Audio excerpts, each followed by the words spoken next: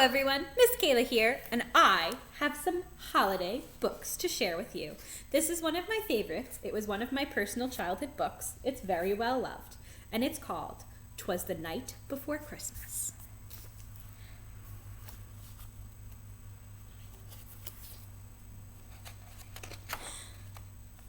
"'Twas the night before Christmas, when all through the house not a creature was stirring, not even a mouse.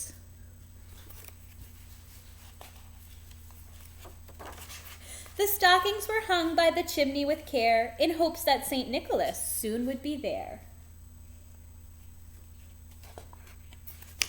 The children were nestled all snug in their beds, while visions of sugar plums danced in their heads, and Mamma in her kerchief and I in my cap had just settled down for a long winter's nap.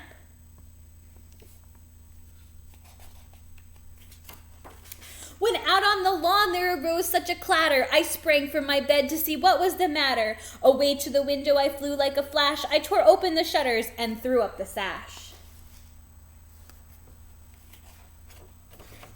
The moon on the breast of the new fallen snow gave a luster of midday to objects below, when what to my wondering eyes should appear was a miniature sleigh with 8 tiny reindeer. With a little old driver so lively and quick, I knew in a moment it must be St. Nick.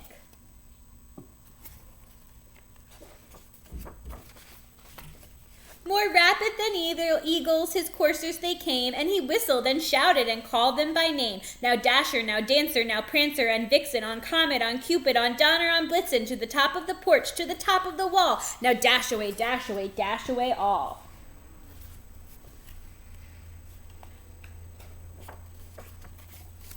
As the dry leaves that before the wild hurricane fly, when they meet with an obstacle, mount to the sky. So up to the housetops the coursers they flew, with a sleigh full of toys, and St. Nicholas too.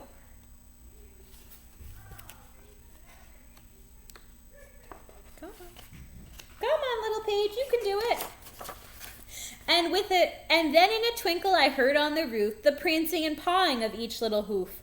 As I drew in my head and was turning around, down the chimney came St. Nicholas with a bound.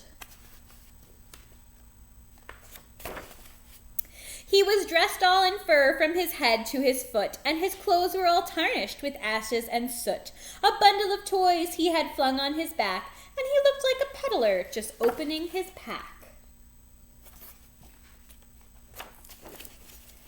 His eyes, how they twinkled, his dimples, how merry. His cheeks were like roses, and his nose like a cherry. His droll little mouth was drawn up like a bow, and the beard on his chin was as white as the snow. The stump of his pipe he held tight in his teeth, and the smoke it encircled his head like a wreath.